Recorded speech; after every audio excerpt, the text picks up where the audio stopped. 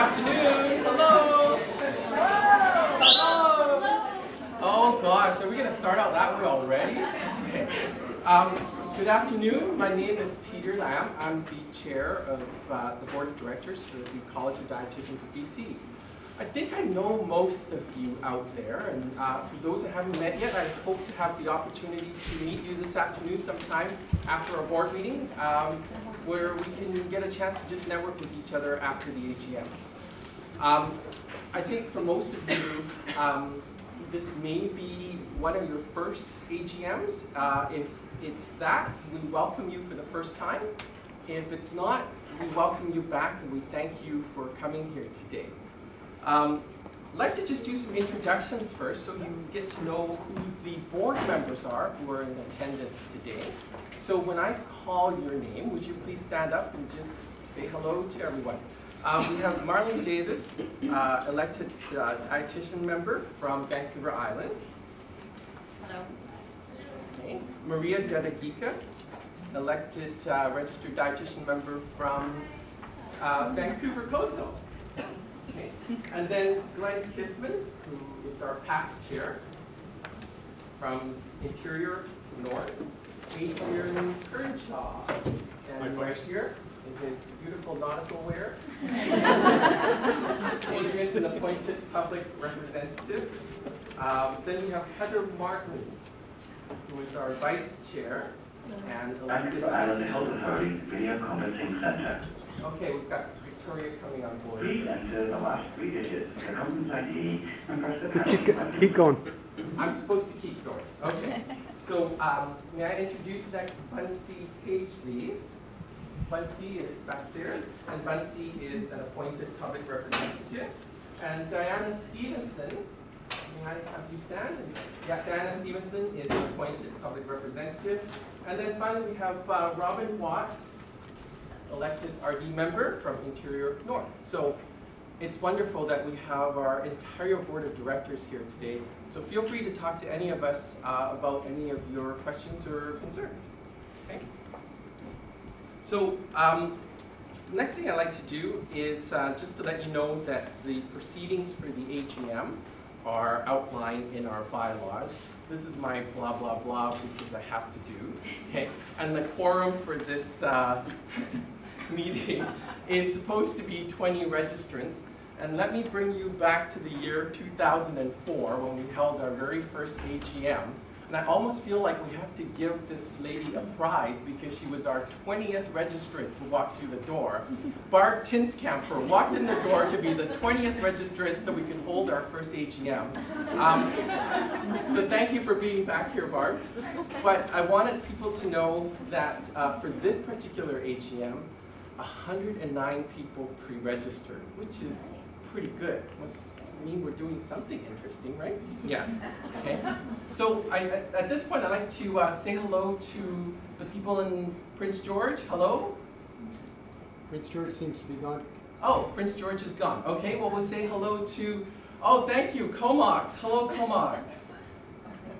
Can you? And I think that's Victoria, right? Hello, Victoria. Okay, so they're coming in. Wonderful. We wanted you to know that the AGM is held every year, usually in the spring season. But this year we've had to hold our AGM a little later in the year because I think most of you know our office went through a bit of a move. Okay? And things were just a little too chaotic for us to be holding an AGM at that time. So thank you for your patience, and that's why we're here today for this AGM. The AGM gives us an opportunity to provide you with the information about what the college has been doing. And again, the college is here to serve you, and we want to be very transparent about all the things that we're doing. And you'll hear reports from us today about what kinds of activities have been going on. We are scheduling ourselves to complete the AGM by 3:45, which is a very ambitious goal, but we'll do our best. Okay. So the first thing I would like to ask is for approval of the agenda. If there are no other agenda items that people want to bring in for the AGM today, we'll ask that the agenda be approved just by consensus of people either nodding their heads or just not saying anything. Is that all right? Okay, so moving on here. Approval of the October 23rd, 2009 minutes. It's in your package, it's been handed out to you. Wondering if there are any errors or omissions?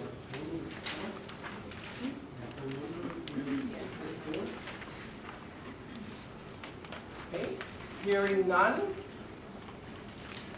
I'd like to have somebody move that the minutes of the October 23rd, 2009 meeting be approved as circulated. Okay, thanks. Okay, Mary, thank you very much. Moved by Mary. Seconded, all in agreement? Anybody opposed? No, thank you. Carried. Now we're going to move to the annual report for our meeting today.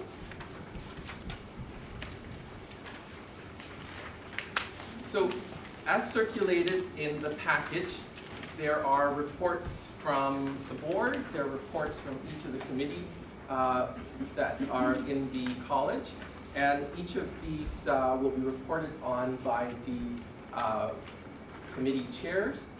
So to start off with, I'm supposed to report to you what our board's been doing since April of last year, no, actually April of the previous year to March of 2010. It feels like so long ago, right?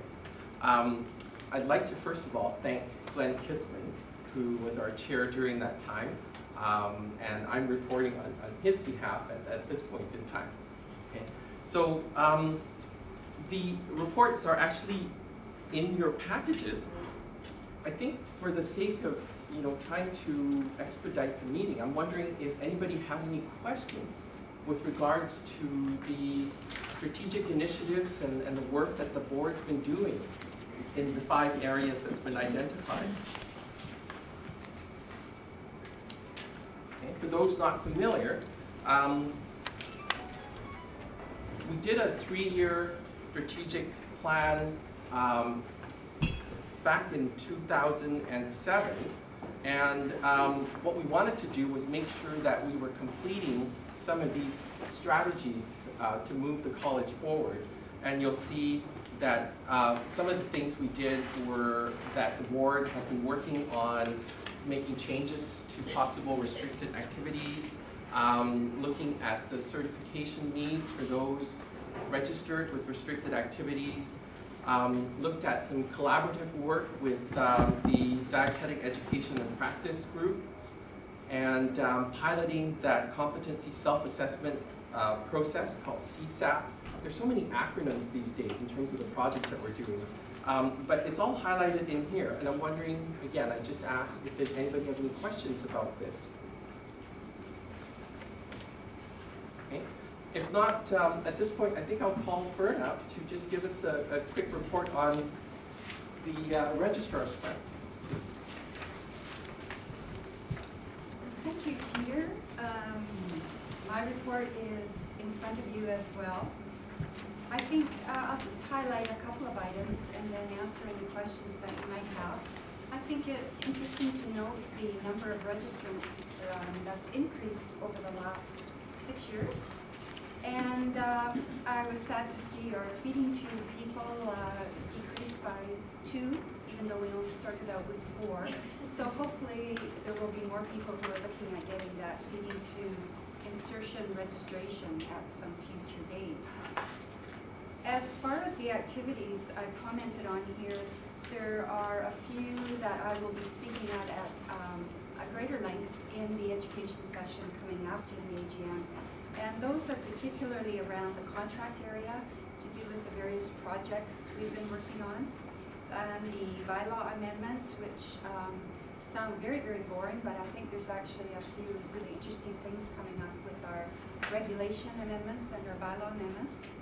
And a few activities of the government to do with legislation, changes to the Health Professions Act, and the creation of the Health Profession Review Board about a year, maybe 2 years ago, that we're starting to learn more about.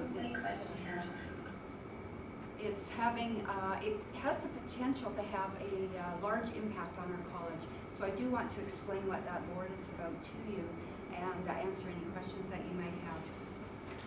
As you know, our prime mandate is protection of the public, and to do directly with that, I have spent some time over this last year with our college lawyer on different aspects, and probably primarily to do with the legislation and bylaws, but also to do with potential complaints, dealing with the Health Profession Review Board and appeal to that board, and some other activities. So it's very nice to have knowledgeable legal counsel at our fingertips, and we certainly don't overuse Kathy, but it's so nice to know that she's there and that her practice focuses on regulation. So I think that's probably the main thing, unless anybody has any questions. Yeah, she's not go.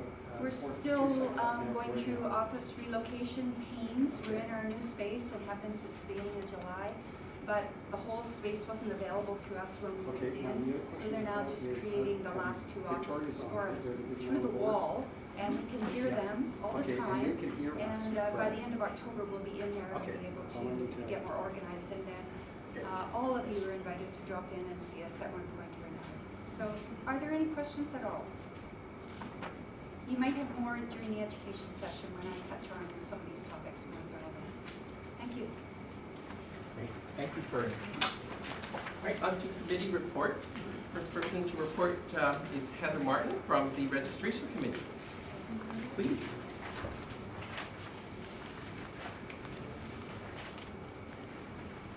So, hello, I'm Heather Martin. Nice to meet you all.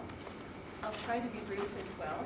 We, on the Registration Committee, have routine sorts of works and special projects as part of our mandate. One of our primary jobs is to make recommendations and evaluate the qualifications and upgrading necessary for international applicants to approve of labor mobility for people coming from in and out of province, to again assess post-grad applicants and to look at conditions for reinstatement. One thing that it might be interesting for everyone to know is that the Alliance of Dietetic Regulatory Bodies, which is an association of all the colleges and regulatory associations across Canada, has recently agreed that the postgraduate group for membership in dietetic colleges is now requiring a competence in all the scope areas of practice, clinical, community, and food service administration, which is slightly different than it used to be. So that's one thing that we now work within our committee.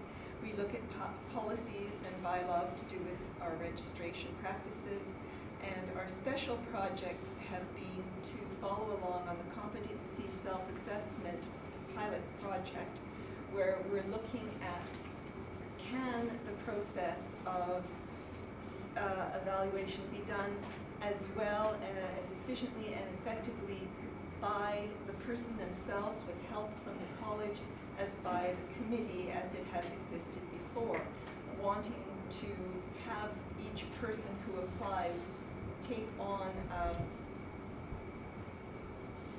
have ownership in their own process. Okay, we review courses for upgrading, and the second project that we've been doing has been to monitor the restricted activities competency project through multiple drafts. One of the things that we do in reviewing projects is that the various committees will review each other's work. So in the registration committee, we've also reviewed some of the work that's being done in the Quality Assurance Program for Jurisprudence Handbook, and the Quality Assurance Committee has also reviewed some of the work that's being done for the Restricted Activities project, and we work together to form a consensus eventually that we come up with a project that works and represents the best interests of the public and that's achievable and attainable. Now I'd like to introduce, if I could please, the members of this committee who are here today, because I think they've worked hard and would be good for you to know them. To start with our newest member, Diane Stevenson, sorry, is here today. She's our appointed board member. Thank you. And we have Marie Dedegakis, Maria, hi, and Francis Johnson, who's just come in. So thank you all. Thank you, Heather.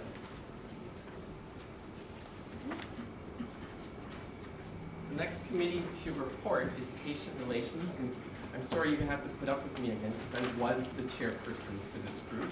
Up until, when did we say? May of this year? Was it January? When we had a takeover by the Quality Assurance Committee. Yeah, and so, you know, with any takeovers, one of the chairpersons had to go, and it was so sad, I had to go. Okay, so Jackie is now the Quality Assurance Committee chair. But I'll just briefly highlight to you, again, you can see on the report provided to you, we did quite a number of things over the past year. A couple of things that may be of interest to the group that's here is just this whole area of barriers to practice, barriers for dietitians to practice the full scope, such as ordering multivitamins and ordering micronutrients. That may be something we've been challenged with because we're trying to hunt down physicians to get an order. So the college has been working with the College of Pharmacists to try to get some type of collaborative agreement going on so that that's something we can do without having to be chasing down physicians to get those things, right? The other one that may be of interest to you would be the ability for dietitians to order lab tests that might be pertinent to the work that you're doing because, again, having to chase down a physician to get a lab test done when you're trying to make the best recommendations for your patients sometimes can be a bit of a challenge. The Patient Relations Committee also revisited the layout of the website. We wanted to make sure it was more user-friendly. I think we'll have an opportunity to preview some of this later on, but we wanted to make sure that there was a section that was for registrant, and then there was a section that was for the public, rather than people trying to hunt around for information all over the place. So I think the Patient Relations Committee did a wonderful job of that prior to it being disbanded. Can you hear how sad I am as I'm saying this, right? Yeah. And then we also visited the whole topic of the nutrition and dietetic care process and the use of the international terminology. So that's being tracked right now in terms of how the college will be involved with regards to what language is used, who is using it, how do we regulate it to protect the public. Did a lot of policy reviews, and then finalized actually the patient relations program called Where's the Line, and the board had approved it. So that's available, that will be available to registrants for reference. So that's what the Patient Relations Committee did up until March of 2010. On to the next person to report, Quality Assurance, Marilyn Davis.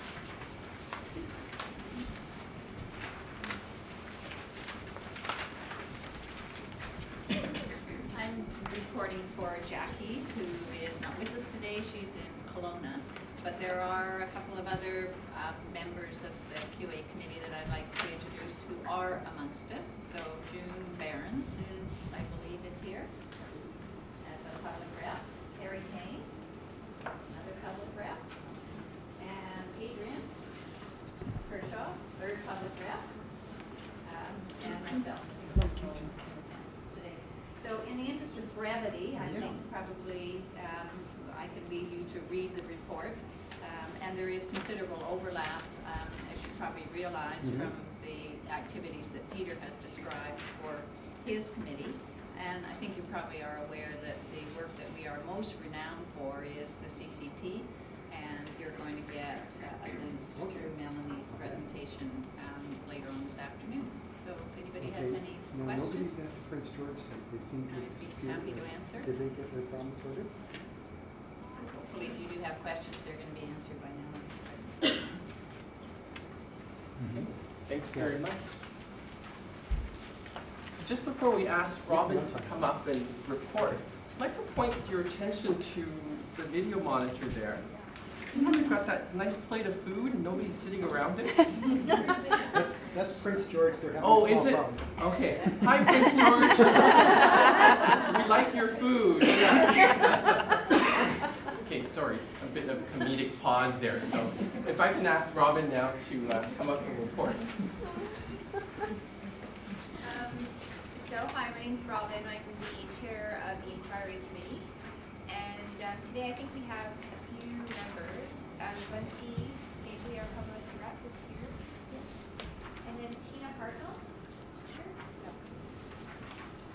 We haven't actually met her. No, that's just teleconference. Anyway, so we have our terms of reference on the other page here. Fortunately, during this period, we did not have any new cases, so that's always a good thing for dietitians. We had a few different things that happened though. One of the cases, 0705, actually went to the Health Professions Review Board on appeal. They didn't do anything actually because they had to come into being after the case was finished, I think. We had a presentation from two registrants who had gone to the Council of Licensure Enforcement and Regulation and provided us with information about the course they attended. So they are now investigators for the college should an inquiry be made, and we need some sort of expertise to go in there and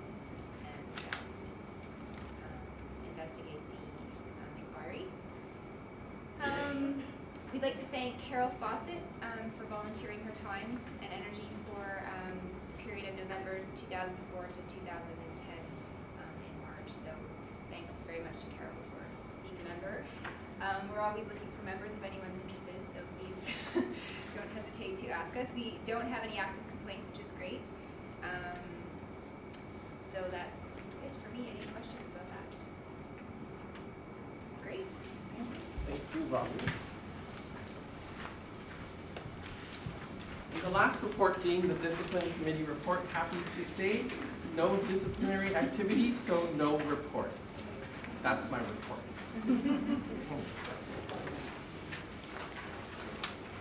I'll have you next turn to the audited financial statements from April 1, 2009 to March 31st, 2010.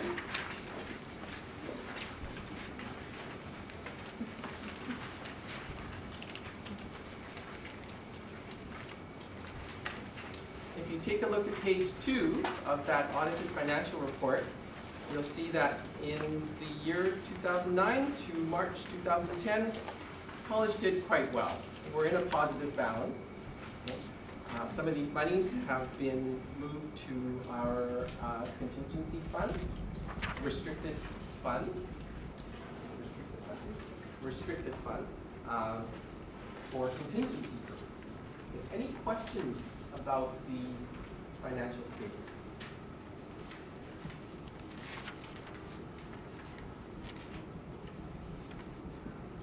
Okay, well, hearing none, I'm going to ask for somebody to put a motion to approve the financial statements and circulate it, please. Thank you very much. All in favor? Thank you very much. Financial statements passed. I was supposed to be really nervous about this section. I don't know why, because everybody can read the financial statements anyways, right? So, sorry?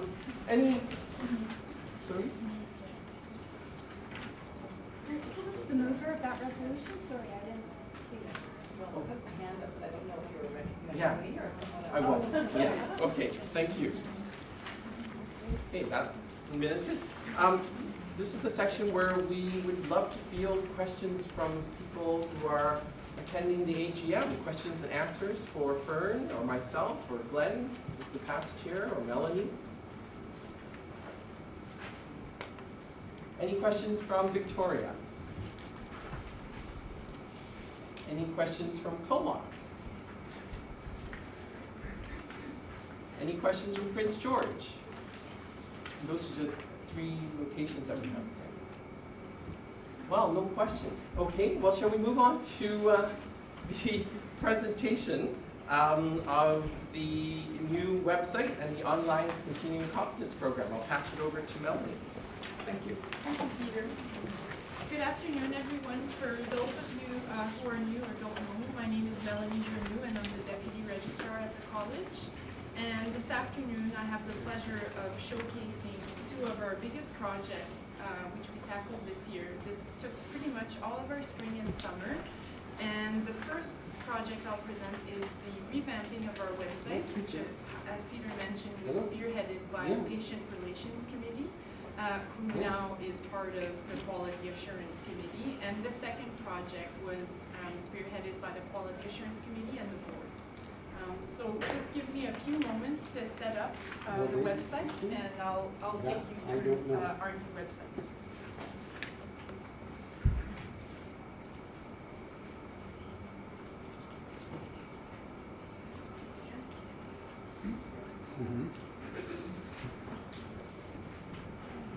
Can everybody see that clearly? Okay, so I think I'll just sit down because I can point at things as I'm taking you through it. It'll be easier for me. So as Peter mentioned, the Patient Relations Committee. Okay, I'll try to speak louder. Is that better? Or if you could stand up, it's actually better. Okay. Okay, so I'll try to use the mouse as a clicker, and if it doesn't work, I'll get closer. Okay, so I'll just bring the page up. Can everybody see the bottom of the page? You know, by going off for a few moments. Okay, so essentially what I want to point out is the major difference you'll notice between our old website and the new website is the fact that it's broken down into 3 sections. So the first sections will be the one that's applicable to you. It's called registrants. And the second section is for employers and the public. So if you're a dietitian but you play the function of an employer, this section might be relevant to you. And I'll browse over the different sections as we go through this. And the last section relates to applicants. And this section will be applicable to your interns if you have interns. It will also be applicable to internationally educated dietitians. As well as dietitians who left the register and are coming back under reinstatement. And just to highlight, the top of the page is a little bit different to what you're used to seeing. One of the fun additions that our webmaster added was a search function, which we didn't have in the past. So now it's really easy to locate a specific document just by using the search function. And I'll give you an example. For example, if I want to look up the restricted activities interpretation guide, I can just type restricted activities. Go back in. Sorry about this. I'll just go back in here and type restricted activity, for example. And if I click search, you'll see that the 2 documents that relate to restricted activities come up, and you can just access those documents really easily. I tried to do it for complaints as well, and the complaints documentation comes up really quickly. So that's one of the newest features of the website, which we didn't have in the past and is very handy. The other neat feature that we have is when you go onto our homepage, there used to be the news at the bottom. Now the news are on the side, and you can pick and choose which news item you'd like to read about just by clicking on the title. So for example, if I click on initiatives and updates, right away it takes me to the latest and greatest, which either Fern and I would have updated on our website. So in the past you had to search a little bit more to access news from the registrar. Now that's really easy. It's right on the homepage, and it's linked to the homepage. Under the news section, you'll also find news that are specific to the board of directors and the different committees. And I won't go through the detail today. I'll let you browse at your leisure, but you will see the latest minutes from each committee, as well as when their next meetings are scheduled and what work priorities are ongoing for each committee. Okay. So we also included a new section about us, and I think this is really useful to know who works at the college and how you can reach us. We also added a link to a map to locate the college, which we didn't have in the past. So our webmaster was able to do that for us. So we did, as we mentioned before, we moved in July, so maybe not everybody is aware of where our office is. So I just think that's a neat little feature, and you can ask for directions from that link to the college if you need to come and see us. So that's quite useful. Okay, what else?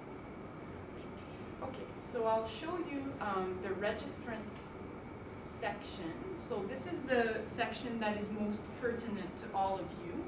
And as you had in the past, it was a drop-down menu where you had a choice between the login and all the registration information.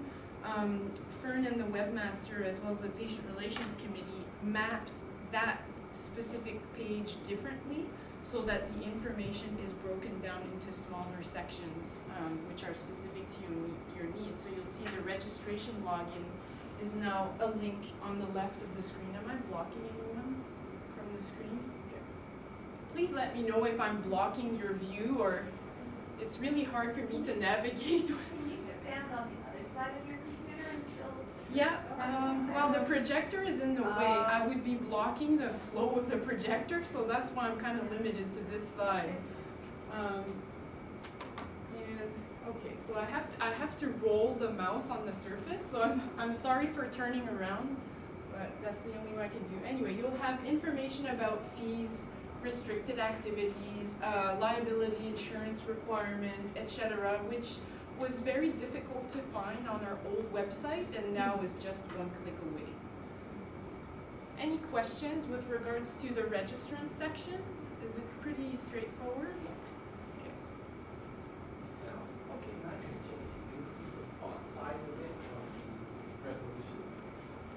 Well, if I do that, I'm going to lose, the Zoom is going to expand. Okay,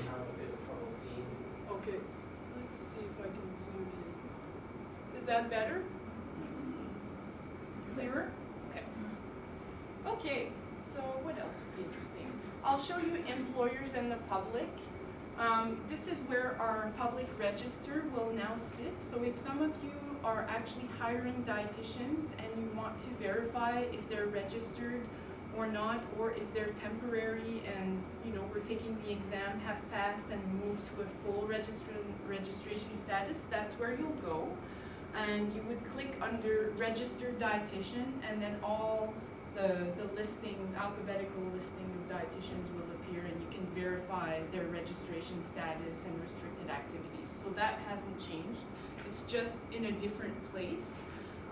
So if you forget after today where we put the public register, just remember that you could search for registered dietitians and it'll take you there. You'll get a link to go there. And there's information about public protection and hiring a dietitian. And there's also a new section about concerns and complaints. And this section features the information that Fern and I presented last year about our complaints process. And you have the legislation that relates to the complaint process there as well. So that it's a good section to consult. What else?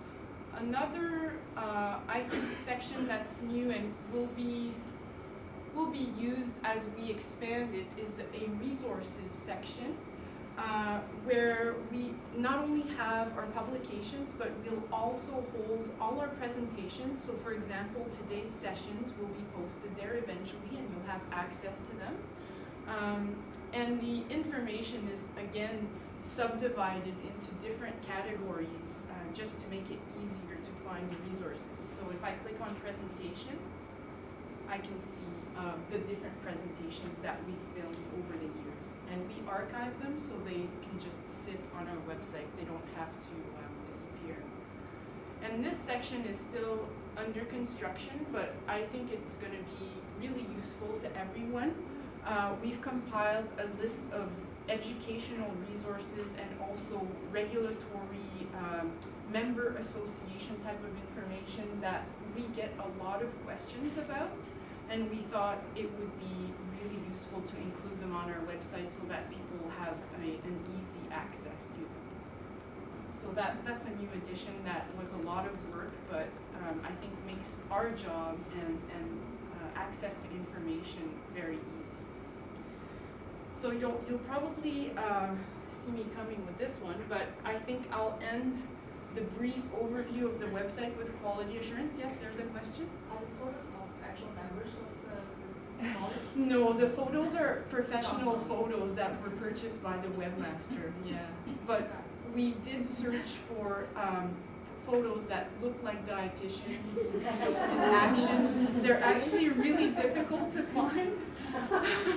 But was the decision not to pay for the photos of actual dietitians, actual members, I guess? I don't think we even thought about that. To actually take pictures of dietitians and add that to our website. We, a couple of years ago, you might remember that we asked people to send in photos of dietitians at work, and we got several. Some of them weren't of super high quality, or the what's the word in art where the proportions and the context and that, where the composition wasn't ideal. So we ended up not using them, but we still do have them. So that's a really good idea. And if you take photos of yourselves at work and your colleagues, We please have do your send them to consent. me. Yeah. Yes, we need consent. We to need your post them. consent to publish them, but that's a great idea. Yeah. Thank you. Okay, so any other questions with regards to the new website? Yes? I haven't discovered it, but you can just tell me later if you don't want to cover it now. Is there a way to change your password? Yes, there is. But you'll have to contact the office to do Oh, that. I can't do it myself. Okay. No, because we need a verification. If you remember your old password, all you have to do is go into your login, Yeah. and then you can change your password in there. But if not, then please contact the office, and Marilyn or I will help you through that. Because when you call us, we have to verify that you are who you say you are, so there's a bit of a verification process there. Yeah. Thanks. Okay, so the last section I want to show you is quality assurance. And this hasn't changed very much compared to the old website that we had. But I just wanted to show it to you because this is where you'll go to link to the new online CCP. So if you have to submit your professional development plan this year, you'll want to access the online continuing competence program right here. So I'll bring it up. I hope everyone can see this. So it says click here to access the online continuing competence program, and you still have access to the guidelines and examples that we have for CCP. So those not only sit on our website, but as you'll see, they're also available in the online CCP software program. So I'll just link to that right now. Bear with me while I just access the Skillshare portal. Some of you might already have done this.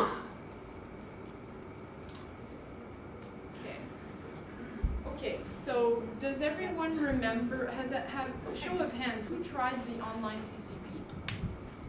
Okay, so there's a few people. So as you know, to access the new online CCP, you need your Cdbc user ID as well as your password. It's the same password and login that you use to go into our database, so where your profile is saved. And please stop me if the lingo I'm using doesn't make sense to you. Please raise your hand, let me know. The important thing to remember about your user ID and your password is that if you do change your password, as the lady here was pointing out, you need to wait 24 hours for that password to become activated into Skillshare, because the communication between Skillshare and our database provider requires a 24-hour refresher window.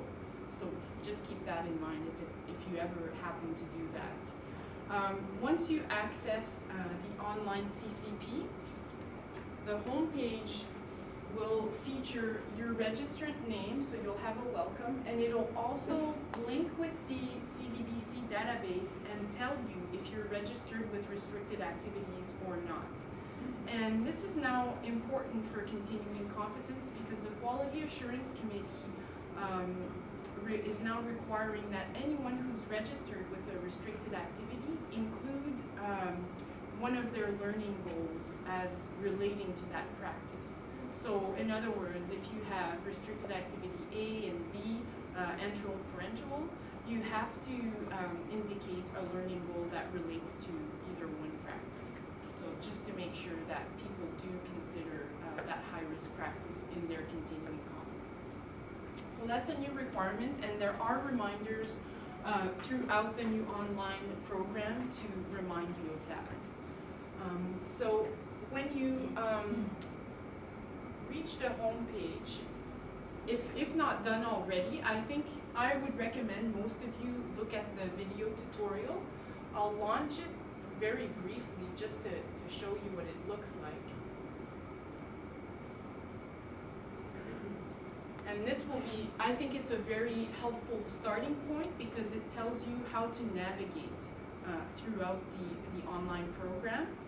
And it is very brief and it's superficial, so if you feel that you don't have enough information to start using the program, there's also a user guide which is more detailed, and I'll show you where that is.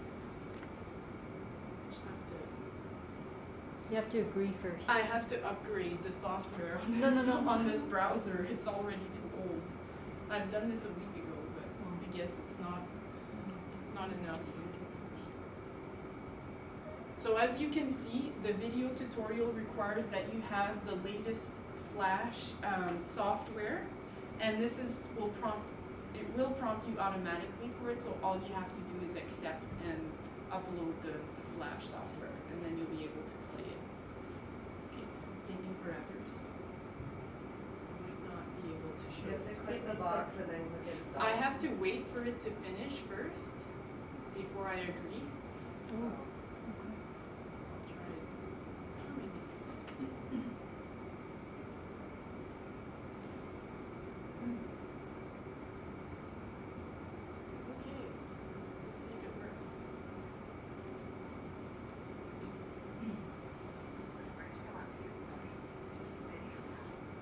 So you probably won't be able to hear the sound very well on this laptop, but I just wanted to show you how it takes you through the different sections. So I think there's real value into viewing the tutorial before you begin work in the online program. So everybody okay with that? Yeah? Okay.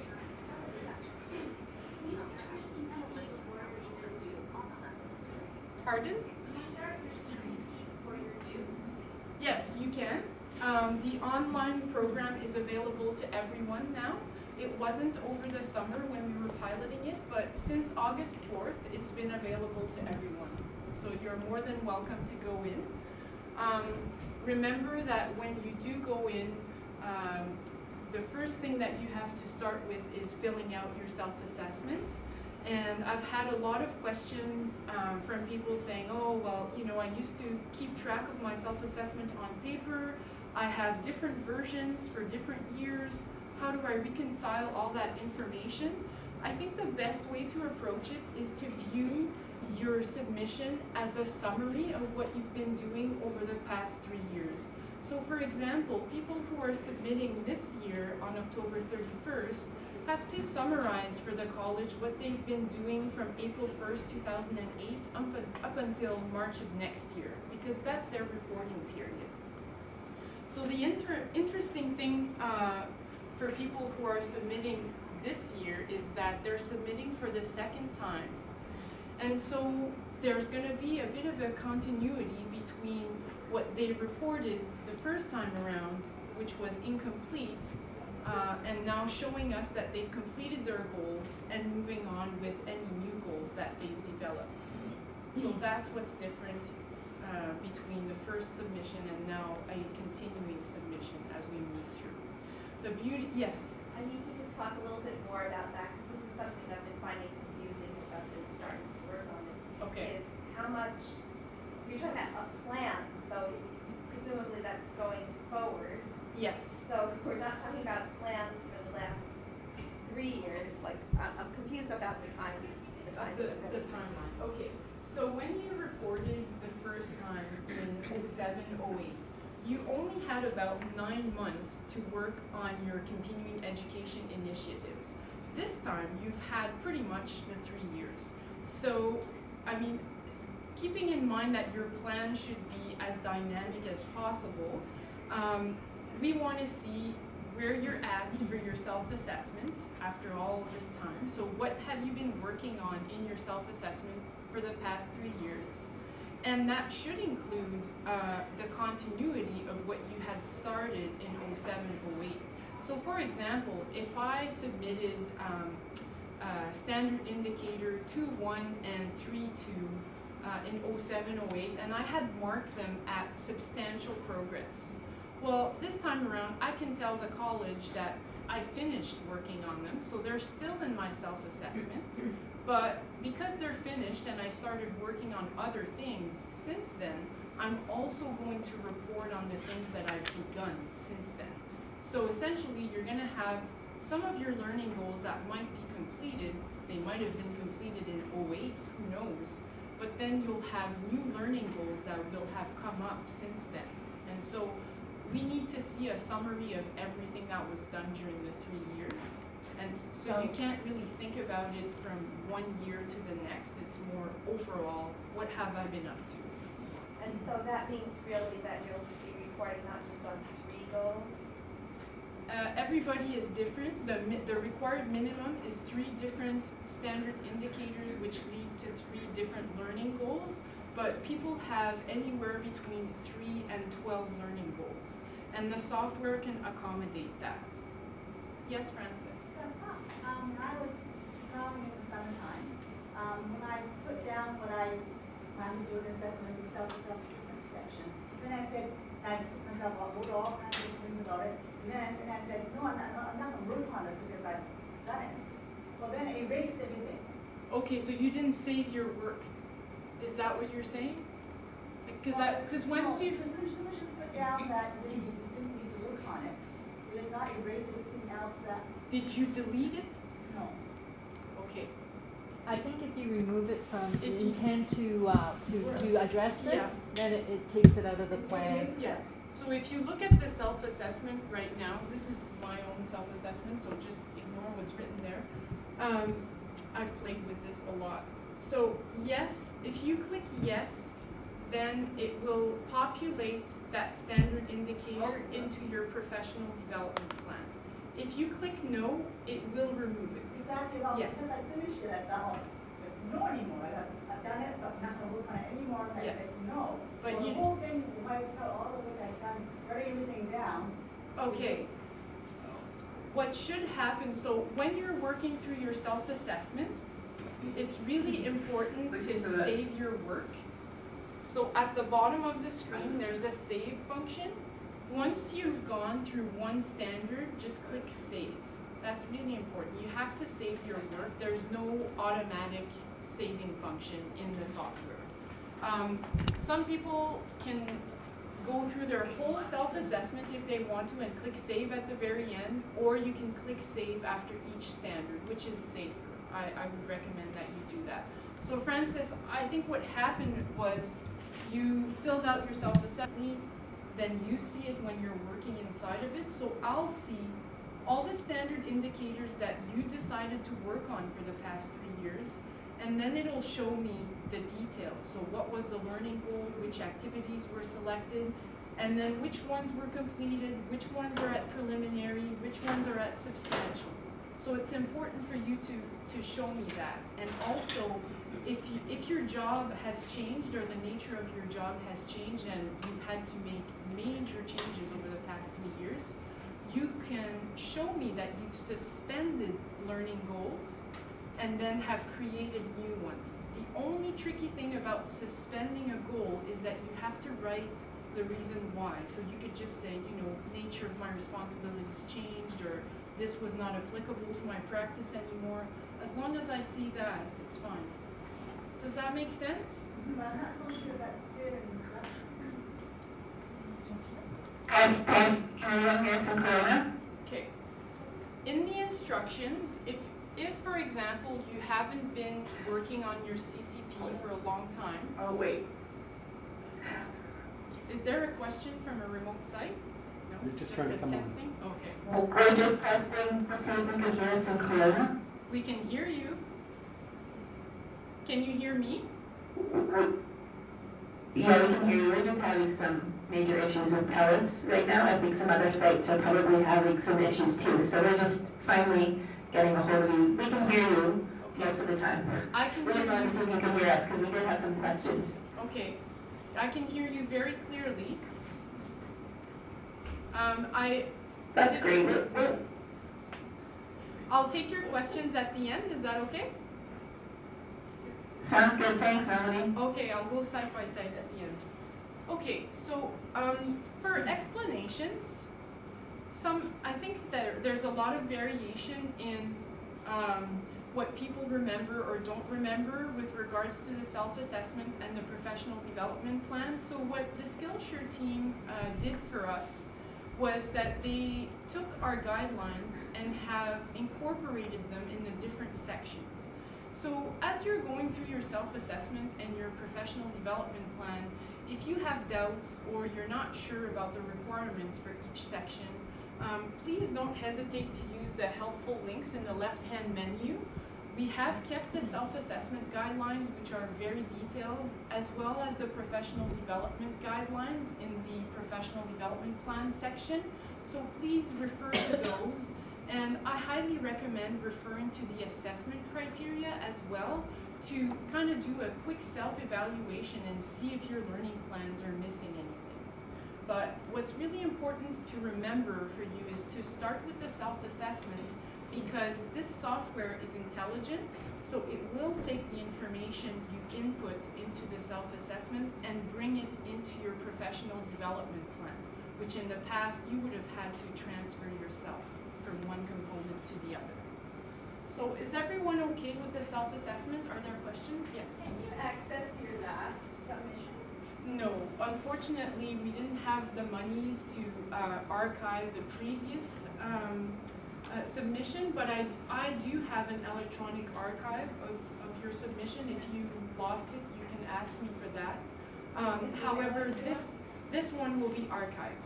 So next time you create a new plan, you will have access to this one.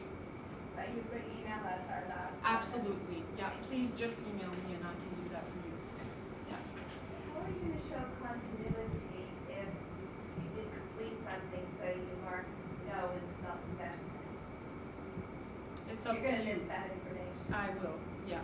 But if I... Will that be adequate? Like, for example, I mean, I've been working on this, so I have a lot of things going on in my head. Good. And the things that I was working on 3 years ago, mostly I'm not working on those things anymore. And so when I self-assess now, most of what I have as goals are things that I'm working on now, Okay. going into the future. Well, I understand what you mean. However, that's not how the program is constructed. It's a summary of your self-assessment over the 3 years, right? Yeah, but so how do I say now in my self-assessment where I am? You'll say that after October 31st. So in your new plan. If it's for future work. So should back to my timeline question.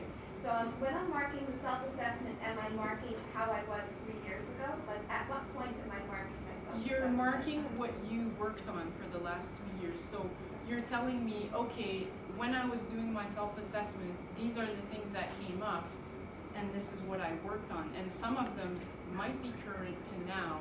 You might still be working on them, or they might be new. That's okay. You can indicate that. But I still need to see the things that were completed. Yeah, because otherwise I won't have continuity. It'll be really difficult for me to say, oh yeah, yeah, she finished those learning Yeah. goals and then moving forward. Yeah. So this software allows you to do both. It allows you to show completion and it allows you to show anything new. Yeah. So it's like a snapshot, you know, it's yeah. Go ahead, Robin. So I'm confused now too. I think so when you say no, you don't want to say no on that initial part. Well, because otherwise it if you doesn't say no, transfer. it means you haven't addressed that standard indicator. Oh, I see. Okay. Yeah. Yes. Melanie, I know I've spoken to you over the phone a few times, but I know that 3 years ago, my understanding of this whole CCP process was not as clear as it is now. Yes. And my understanding of like measurable, maybe that's not the word I want to use, but things that you're working towards, which have a beginning and an end, my understanding of that was not the case 3 years ago. Mm-hmm. So I would be reading, you know, articles as I found them, Yes. and when did the articles start and when did they stop? Yes. I had no sense of that. I didn't Yes. realize I wasn't even doing it properly. And I think, So- you know, that was very much a challenge for us and the Quality Assurance Committee to find a way to make learning goals finite. I think that's important for all of us, and sometimes, you know, the nature of a dietitian's work is that some learning goals are not finite, and you might just be, you know, a lifelong learner for certain topics. However, for the college, you have to break it down and make it, you know, completable, if you'll excuse my expression, but that's what we, you know, so the only way that we can see that you've finished something, or that, you know, you've acquired new knowledge or new skills for a specific area of practice. So, but I agree with you, that's definitely a challenging thing. You know, if I think of enteral nutrition, for example, like how can you ever know everything there is to know about enteral nutrition? You can't. But if you think about, you know, nasojejunal tooth placement, well then yes, you know, maybe you can say, oh, I've learned about this, I feel comfortable doing it, and I'm carrying on with another topic. So I think, you know, it requires a bit of reflection on our part to focus on our learning goals and make them achievable. Any other questions before I move on to the professional development plan? Yes? Just wondering if those of us due at the end of the month, does that mean in November we're starting to make a new one? I still have to iron that out with the developers. It might be in March after registration renewal. So as of April 1st, as you renew your registration, you will have access to a new plan for the 2014 reporting year. So I haven't defined it yet with them. I have to see, you know, technologically what's feasible for them too, because we have to go into a process where if someone's plan isn't complete, we have to reopen it for them to correct the plan or make revisions or whatever before the registration renewal deadline. So that's why we kept the October to March gap there to allow for that. Yes. If I'm not due for 2 years, am I allowed to go in there and do things? Yep. You can start working. So you can do it annually, you can do something. Well, you can. That's what we recommend, that people go in and update their self-assessment and their plan annually. And you'll be able to work in the same self-assessment and plan until your deadline for submission. Yes? A couple of questions just before confused me that I had thought when I kind of summarized my last 3 years and submit that, I was simultaneously also putting in my new goals and learning objectives. And I thought that was all happening, that I wasn't going to be doing it again in March. Am I correct? No, you're not doing it again in March. Okay. No. So I'm doing March it all. 31st is the deadline to meet the CCP requirement for registration. And we usually have a window, you know, between October 31st and March 31st for people who need to tweak their plans to do so. Right. And we've kept that this year as well. But no, in March, if you're complete, let's say I send you your assessment letter before the holidays and it says that you're complete, then you're okay. Until reg renewal. Okay. And then after reg renewal, I'm thinking the new plans will be available and then you'll be able to input that make sense? You can't put anything new, okay, you can start Yeah. building it and I'm adjusting thinking after just that. Okay. for consistency for us, because otherwise it'll be too difficult to track from an operational point of view. Yeah, I see. Yeah. I saw another. Yeah. When you're doing the summary over the last 3 years, do you have to put the dates? You No. completed certain things, or it's just what you've done? What you've done. Okay. Yeah. Yes. Now, if I haven't completed the learning of my old learning goals, but now, as I have restricted activities, I have to include a new goal for each activity, right? For each restricted activity. Not necessarily each restricted activity. The requirement is that at least one of your learning goals relate to that practice. Oh, okay. So you still want to see the progress from at least 2 old learning goals? As a minimum, yes, Yeah. exactly. And then one new one related to the restricted activity. Yeah. Okay, good. Yeah. And if you have more, better, good. If you have the minimum 3, that's fine. Okay, so the system has room for a bunch more. It has room for 3 to 12 learning goals, yes. So if I submitted like for like this year, I submitted at the end of the year, at the end of October, and if I haven't been able to complete all my goals, do I still have to submit another plan in March? No, you don't.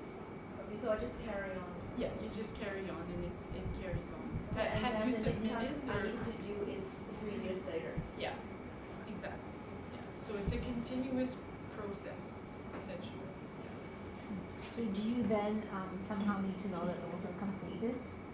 Yes, Okay. but unless it's your first submission. Okay, so I was But I will check. because I was cohort 2. Okay. And so So you're not due yet. No, I'm not due yet, but when I submitted my last set, I still had time to complete Yes. my goals. Absolutely. So then, when I submit next year, would I be transferring some of those uncompleted things onto my new sheet, or like? If you completed the ones that you had reported previously, then I should see that, and anything new that was starting. Okay. Yeah. For most dietitians, I find that anything that they've completed in 07, 08, they're telling me now, oh, I finished this in 08 or whatever. And then they came up with new learning goals since then. Okay. So, Because it might be a good idea to input the old stuff into the new system as well, right? Yeah. That way it's all in one place. yes, you can do that for sure. Yeah, absolutely. Did everyone hear that? So the question was, if I have goals that were incomplete the first time around, may I include them in my plan as well as anything new? And the answer is yes, because that summarizes the 3 years worth of continuing education. Am I running out of time? Just getting there. Okay. Okay, so I'll show you the professional development plan really quickly. Again, there's guidelines on the left-hand side menu, and there's also collapsible guidelines on the opening page of that section. So please refer to them if you're not sure how to fill out your plan. But essentially, once you launch your professional development plan, you'll see that each standard indicator you've indicated yes for in the self-assessment section will populate into that section. And you have the option of printing a list of the standards and indicators that you've chosen, just for ease of browsing through and seeing what you've chosen. And when you click on a specific standard indicator, it opens up into the actual learning plan, which you used to have on paper as a table. Now it's an electronic table. You can also print individual learning plans if you'd like to have a hard copy in your records. And as you go into the learning plan, it's structured the same way the old plan was, except that now it also includes the standard indicator statement, as well as any notes that you would have indicated in your self-assessment. So it makes reflection for learning goals and whatnot a little bit easier. And so you have a box for the learning goal. For learning activities, when you first open the learning plan, you'll see that there's only one box. You have to click on Add Activities to add additional activities. And then as we go at the bottom, you have a space to indicate contribution to practice. And as we discussed, progress stage. If, for example, I choose to suspend a goal, I have to write a reason. And then, of course, always remember to save your work. And you have the progress stage legend at the bottom of the learning plan as you had in the past as a reference. Okay, what else? I think that was all the highlights that I wanted to show you. There are great functionalities. As I mentioned, there's a user guide at the top right of your screen. There's also a feedback option, so if you experience computer issues or software issues, you can contact the developers directly and they will help you. We have 24-hour assistance with Skillshare. And if it's anything that's content related, the developers at Skillshare will forward your feedback to me and I will get back to you. Okay. Any other questions? Yes? What hours are you working? 9 to 5. 9 to 5, Monday to Friday. Yep. Are there any questions from the other sites? Prince George? I'm not sure if we can hear you. Can we? Yeah? Any questions from Prince George? No, no questions here, thanks. Thank you. Comox, any questions? I see nodding, okay. And Victoria? So I guess the group that had questions we lost? Mona, we're having problems with No, we're still here, we're just not on video. Oh, We're still here, but we have no questions. Okay, thanks. Thanks, Melanie. Thank you everyone, and please call me if there's any issues with CCP.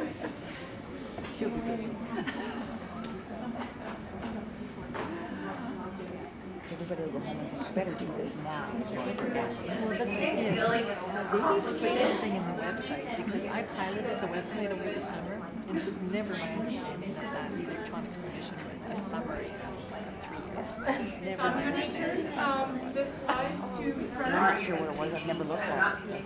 Sorry everyone. First, yeah. We're almost done, so I'm going to turn the slide to Fern, and Fern will provide you with our other projects and updates.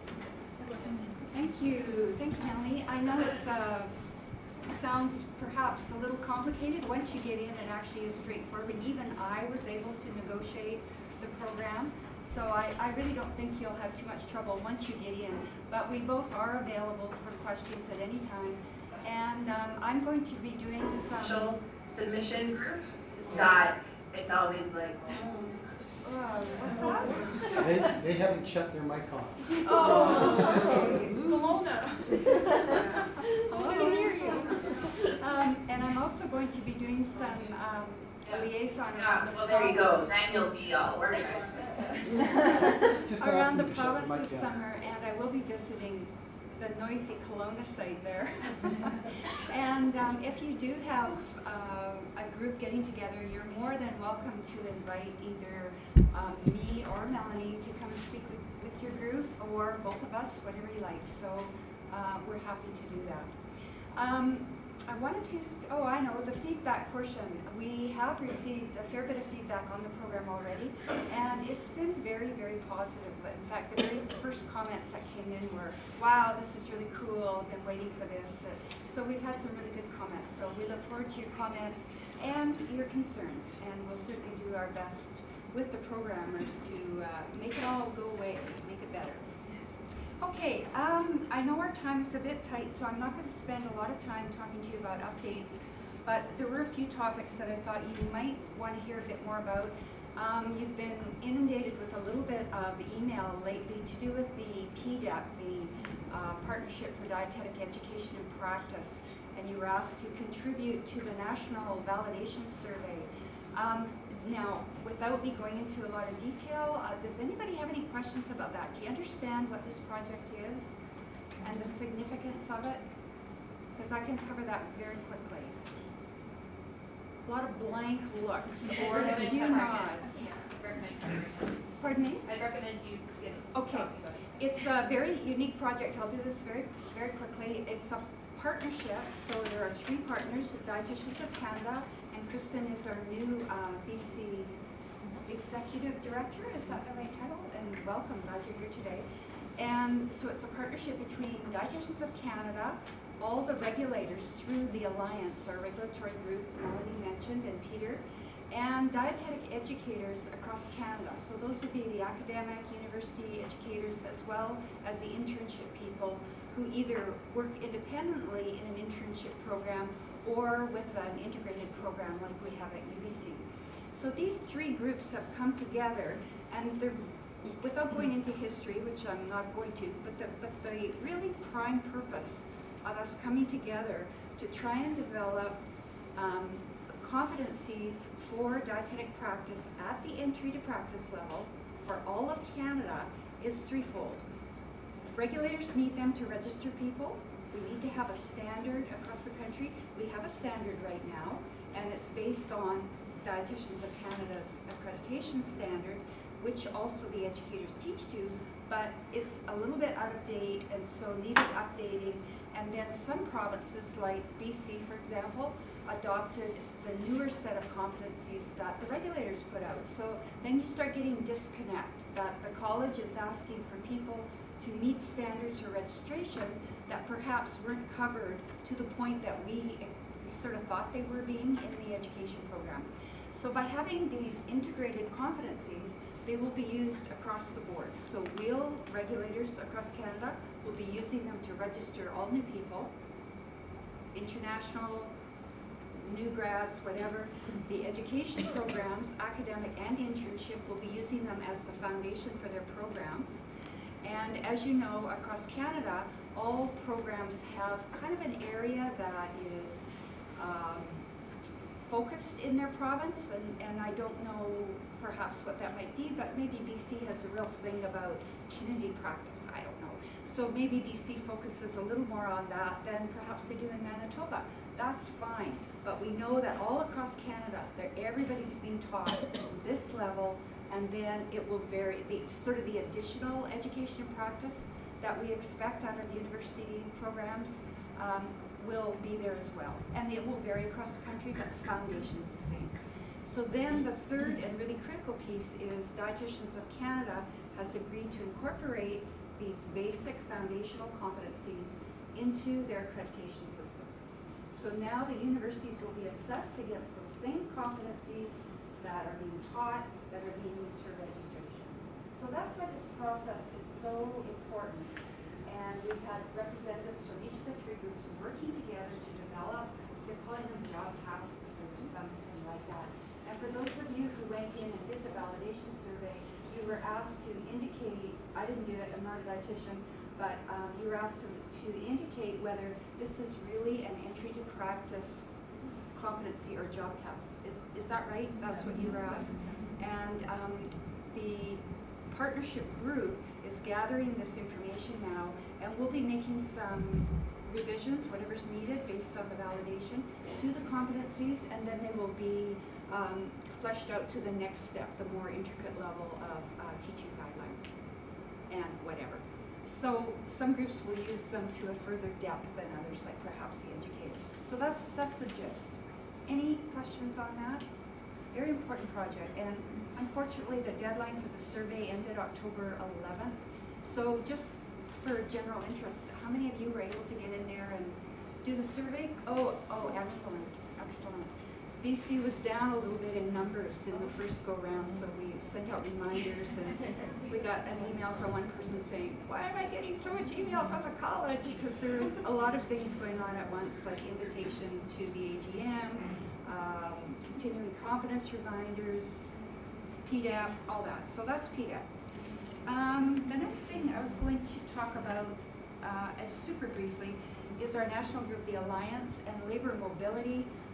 We're developing, or looking at developing, not only our national recognition so that a full registrant from any province can move anywhere across Canada and be immediately recognized without anything further, any further assessment.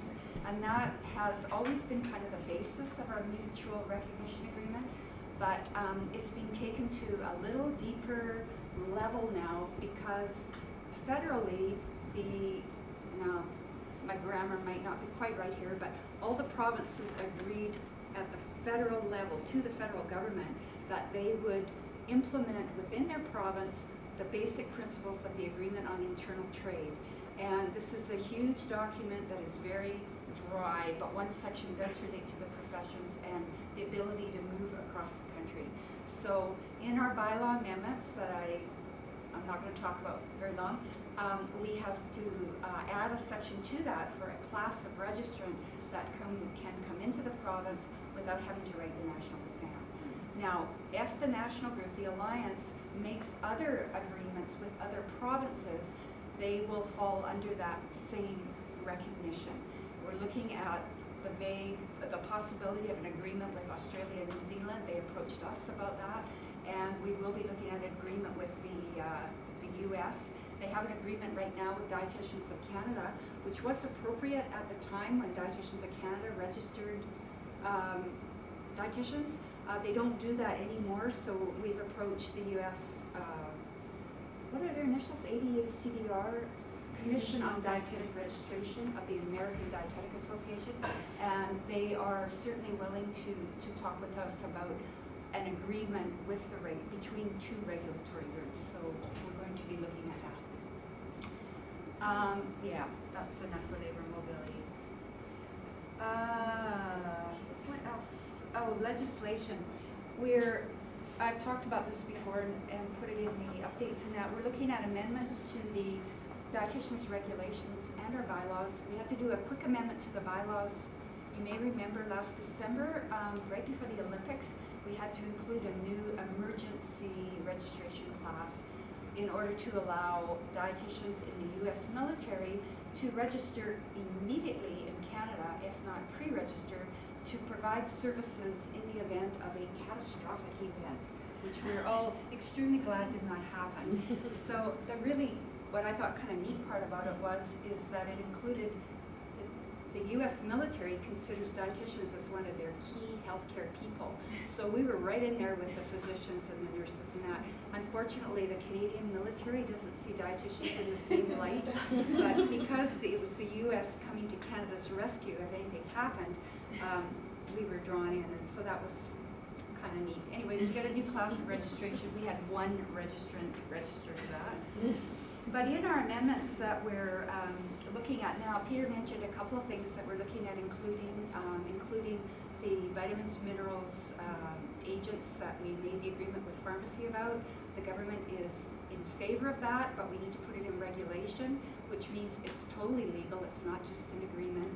And we'll have to do a lot of consulting, hopefully not a lot, but consulting with physicians, nurses, and with the pharmacists, probably in some cases as a group, to make sure that they're all comfortable with it. And we're looking at some other things, like possibly injections that came up from when I did the provincial liaison sessions. For example, injecting vitamin B12 or insulin in one case I was told people were doing. And so the ability and the knowledge and skill to inject is something people need to learn. So there might only be 2 or 3 people that need that, and we may or may not get it from the government approved, but we're looking at that. And also some lab tests like Peter mentioned, so we'll see how that goes as well, but we've got some work ahead of us with that. Bylaws, we're also looking at a registration category for non-practicing dietitians, and that was a request that came from you. So we're looking at that. It would allow you to not practice, obviously, but retain the title of dietitian. And a lot of people were very concerned about that if they retired or went on an education leave, that they couldn't use their title. And now they will be able to use it if they go non-practicing, but they have to specify that they're non-practicing. And there are some advantages in that I won't get into. So, how much time do we have on the Zoom thing? Another 25 minutes. Oh. Total. Well, I won't talk that long, I promise. We have another project coming up that Peter mentioned was initiated by the Patient Relations Committee, and now the Quality Assurance Committee is taking it on, called the Jurisprudence Handbook. And this relates back to labor mobility. Under this federal agreement on internal trade, people can move registrants from one province to another without further assessment except for local jurisprudence, which really is our basic provincial laws. What is the framework for practice in BC? So a dietitian coming to BC from, let's say, Nova Scotia may not know what restricted activities we have. I mean, may not know that you have to register with them separately, whereas in Nova Scotia you don't. So people need to know these things. They need to know how we work as dietitians in British Columbia. So the jurisprudence handbook is being put together by one of our very capable consultants who's in Kelowna. Evelyn's up there. And what we've done is we purchased the handbook from the college in Alberta for a very reasonable price, and we're able to adapt it and recreate. Evelyn was very creative, recreated some of the sections to better reflect BC practice. Now, what we're going to do next is the Quality Assurance Committee is reviewing this pretty fat document and get feedback. It'll go back to Evelyn if it's extensive, or we'll do any minor revisions ourselves, and then it will be put online, and an exam will be added to it.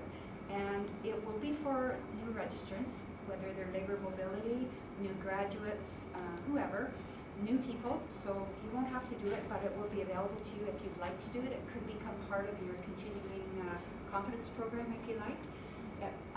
And you will go through the exam electronically, and the idea is that you have to know. So if you get an answer wrong, it'll bounce you back into the part of the website where the right answer is, and then you'll have to read it again and pick the right answer. So you basically keep doing it until you get it right.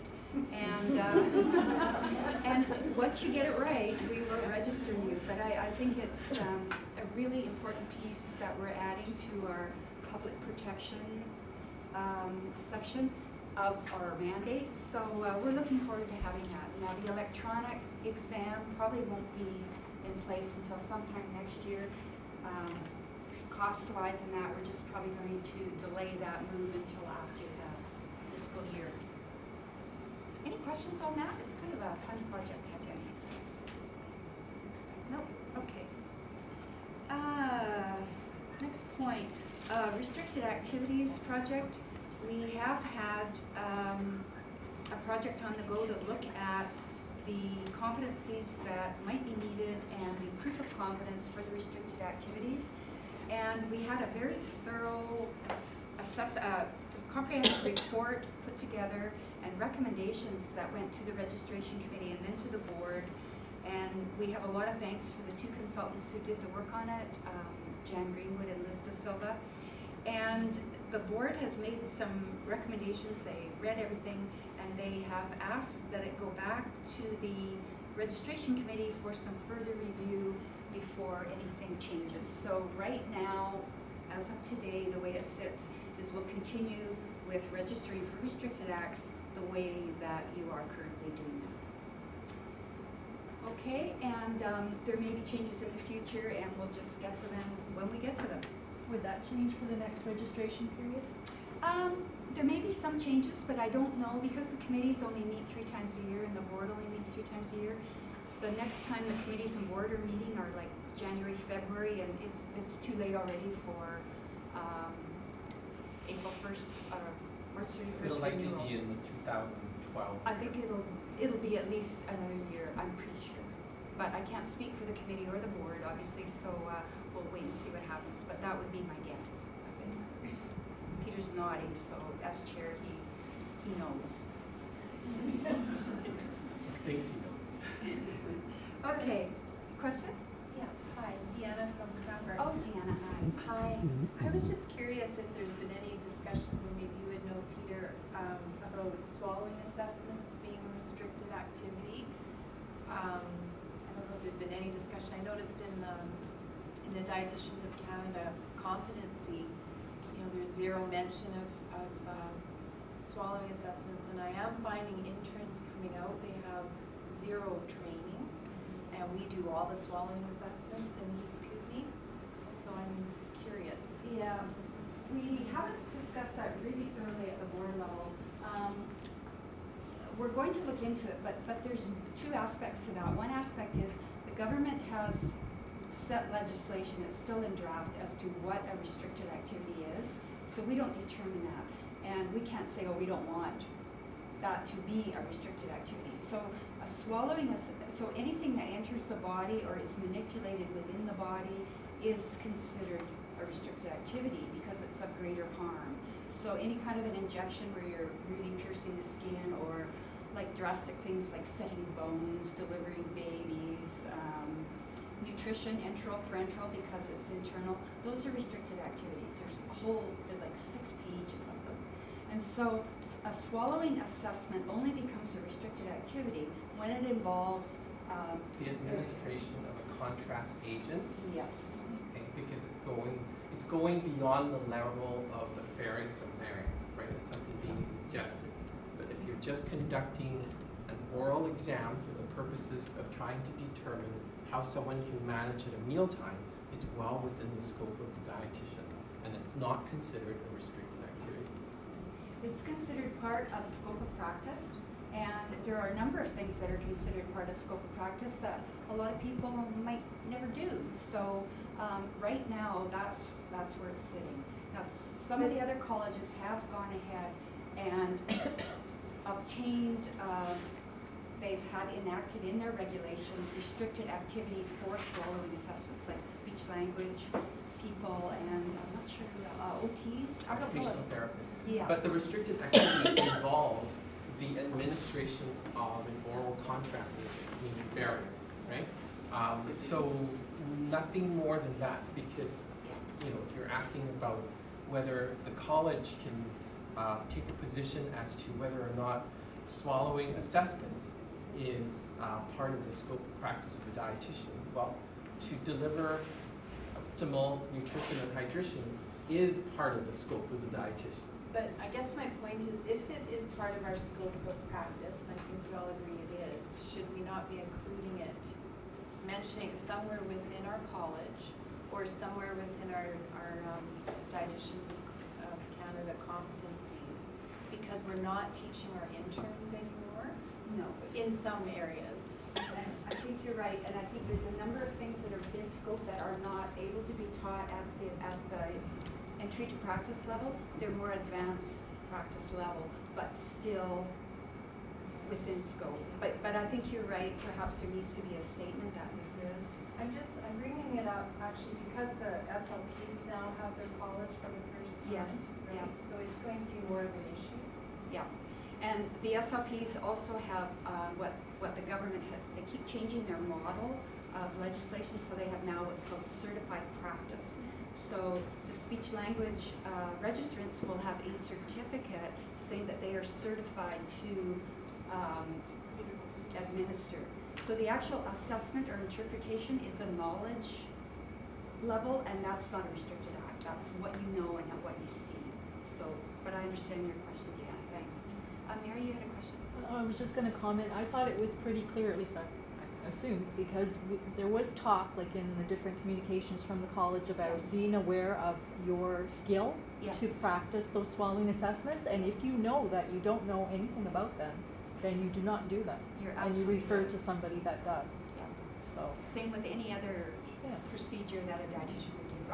So it becomes an operational requirement to train the people coming in, because your site has different levels of practice, and it's not an entry level practice per se, but I'm in the same position as you, and I totally get what you're saying. Yeah, But it's a dietitian ones. Yeah. That it's a job performance issue. They have to do swallowing assessments. And that's difficult because it's really not an entry level type thing to know, because you don't learn it in school necessarily, right? Or in an internship, but then as part of their job they need to be able to do it, so it becomes problematic from an operational point of view. But when you're screening that person for the position, you would ask them for. But most grade ones or new applicants or new interns or new grads would not have any experience with that. Some do, but not many, I think. But you probably screen them out from. Yeah, but getting if the you're a job, small right? site, you take whoever you can get, sort of. So like if you're a young woman in a small town, you want to work there. It's like, sure. So get it. And you learn quickly. They don't Yeah. always get it. They don't always want to come. Okay, the next topic I want to mention briefly is the Health Profession Review Board. And what this review board is a new group of people, if you like, a board that's been set up by the government under the Health Professions Act, and I think it was enacted in maybe 2 years ago. I can't remember the date. But this group of people, I have to explain. So before there was a review board, if the college, any college regulated under the Health Professions Act, if the college made a decision about registration that basically denied the person registration for whatever reason, and the person didn't like that decision, they could appeal it, and the appeal would go to the board because the committee made the decision, told the person what it was they had to do, or you're not qualified to register with us. If the person didn't like that decision, it couldn't go back to that same group. They made the decision, so it would go to the next level, which would be the board of directors. Okay, and then the board would review all the documentation. Anybody who was on the board, who was also on the inquiry committee, would be excused from that board meeting, that section of the board meeting, and a decision would be made on the appeal to the board. Now, for some reason, the government felt that this wasn't transparent, this wasn't necessarily fair, that some boards were just rubber stamping what their committees did. So they said, okay, we're not doing this anymore. And they developed, they created this review board that hears all the appeals from all the colleges about these registration appeals, and all appeals about complaints. So leave registration alone and think about a complaint. Same thing if I complained about Heather's dietetic plan she worked out for me for whatever reason, and I didn't like it, and I had a complaint about her ethics or whatever, I could complain to the college about that, and my complaint would go to the committee, the inquiry committee, and they would investigate it, make a decision, and if they determined generally that the dietitian did no wrong, then I would be told that you're wrong, the registrant was working fine, everything's good, and if I didn't like that, again, I could appeal to the board. Now, the Health Profession Review Board is now accepting those appeals as well. They no longer go to the board. So this board has been set up. I think there's about 12 or 16 people on it. They're lawyers, they're high-powered people who, a lot of them are retired, like the chair is a retired lawyer with a Queen's Counsel designation. So a lot of them are are people who were considered very high in their profession before they retired, or they have a high-level position now, but they're not necessarily in healthcare or, whatever. They're just people who apparently were selected for good judgment and good sense. So this group of people get together and review all the appeals that are made to them, and they have a lot of power in the act. And all the colleges were asked to meet with this chair of the board when they first got started, so I had a meeting with them, and because, how much time? 10 minutes. And because they were so new, we really didn't know what impact this would have on us, and so the meeting was pretty lame. But I met again with them last week, and we have had one complaint go forward. It was an inquiry decision to the review board, and it was mentioned, Robin mentioned it in her report, and because the complaint was appealed to our board before this group came into being by the government, they said, we don't have any jurisdiction over it, so we can't do anything. Now, if the complaint had gone forward to that board, we would have been involved to a very high level with our legal counsel, time, money, and it would have created a lot of stress, a lot of difficulty. And that is the public's right and everybody's right to be able to appeal. It's just who they're appealing to and the effect it has on the college now. So this is quite significant for all the colleges. Being a small college, it will affect us even more. The good part is we get very few complaints. We've only had 6 since 2004. But interestingly, of those 6 complaints, 2 of them went to appeals to the board. So if you think 1/3, that could get us into high costs in the future. So fingers crossed, everybody practices safely and confidently, continues to. But I also learned talking to the chair of the board of the Health Profession Review Board that we need to make some changes in the letters we send out for registration, which could cause us to have more people appealing to us. So this information will go to the registration committee, and it means that anybody who's denied registration for any reason, even if they're not a dietitian, or if they're asked to do any upgrading at all, take an internship program, they can appeal, and the board will hear the appeal. So even if it makes no sense to us, the board, this review board will hear the appeal. So I am very glad that we have a restricted fund and our college is financially healthy, so that, and that's the main purpose of that fund, is for disciplinary actions. Hopefully we won't have to use it, but I'm very glad that we have it. So you will hear more about this review board as time goes on. Is the final decision from the review board the final decision? No. They have certain powers, and for registration decisions, they can make the decision to agree with the college, and then it's over, or they can ask the college to review it again. So in the case of someone, say, that was denied registration for some reason, the college would then say to that person, okay, do you have any other documents that you can provide to us that would help us look at this in a fresh light? And they would have to do that. So it's interesting. And they do mediation as well, which is another thing. So that's the end of that. I think I'll skip. No, I won't. I'll mention very quickly. We have several board members who are coming off the board at the end of March, including 5 people. So we're going to have a vacancy on Vancouver Island, 2 in the interior north, 1 in Fraser. Well, that's 4. 1, 2, 3, 4. Yeah, I can't count. 4. So we encourage anybody who is interested in a position, possible position on the board, to give either Melanie or me a call, and we can talk to you about what's involved time-wise, all the rest of it, or any of the board members. And we encourage you to get involved, and especially if you've been on one of our committees, that's a really good way to get involved in the college as well, at the board level. Okay, last couple of real quick items. Internship positions, as you all know, they're really, really tight all around the province. I would encourage as many of you as possible, if you haven't been a preceptor for any of the interns, International, UBC, Langara, whatever, consider it. It can be part of your continuing competence plan, and it's interesting. I know it takes time and energy, but we really do need dietitians in BC.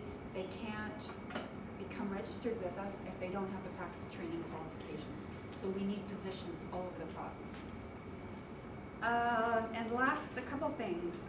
The AGM today, we've had them traditionally on a Friday afternoon, and the question was raised last year as to whether that's the best day of the week. So we were going to try Thursday afternoons. Would that suit you any better? Would a different day of the week suit you any better than Friday? How many, just put up your hand, how many would prefer like a Thursday afternoon? Okay, 1 or 2 only. So what about Friday then? Is that really is the best? Okay, that's good information. Thank you. And your monthly updates. Do you read them? Yes. How many people actually read them?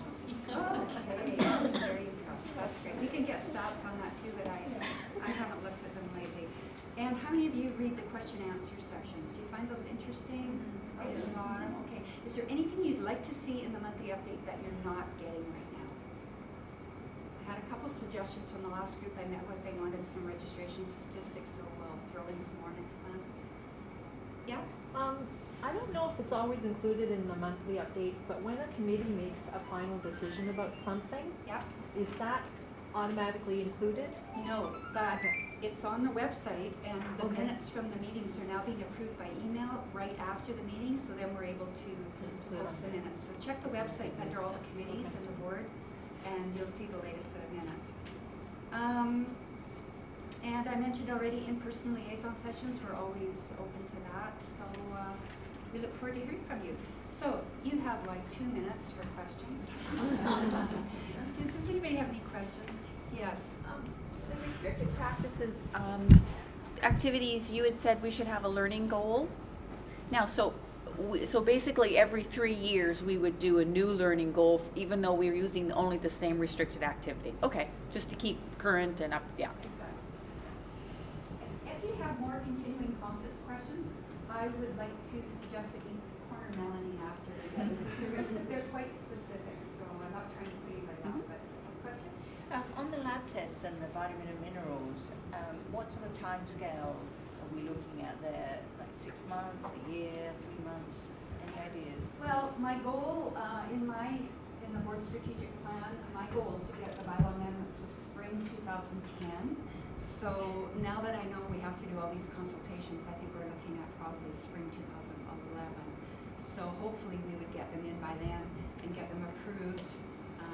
The government may or may not go for some of the things, but they seem quite positive about vitamins, minerals, and things. That's it. Any more questions? Thank you very much, and I really appreciate you all coming today and all the sites. And I haven't asked you if you have questions. Maybe we should do that. Any questions from Prince George?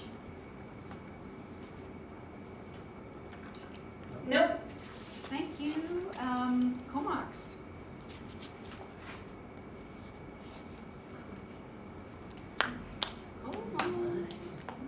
Okay, how about Kelowna? Any questions? No, we're good, thanks, Vern. Okay, thanks, Ev. Okay, and thanks to all of you, and I'll turn you back to you. Great. Thank you very much, everybody, for coming today. The annual report that you received today will be posted on the website.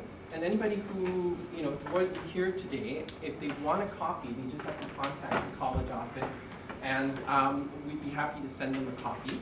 I think we often, sometimes, well, I shouldn't say we often, we do take it for granted that the college sort of just keeps running, and we're here and we're doing the things that we're doing, and every year we just go to register and we're registered again and we're practicing again. But sometimes we fail to recognize that being the size of the college that we are, there are only 3 people that work in the office that keep us running all the time. So I'd just like to take a moment to just recognize Fern, Melanie, and Marilyn for keeping us all doing what we're doing.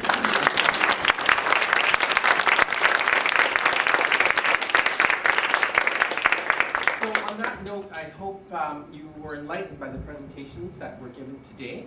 If there are future topics that you wish to have at our next AGM, please by all means forward those suggestions to us. It's delightful to see everybody here today. And at this point, I'm going to ask for somebody to move for the adjournment of this meeting. Maria, thank you. Well, I am glad to report to you, meeting is adjourned. Please stay around and enjoy the refreshments. Thank you.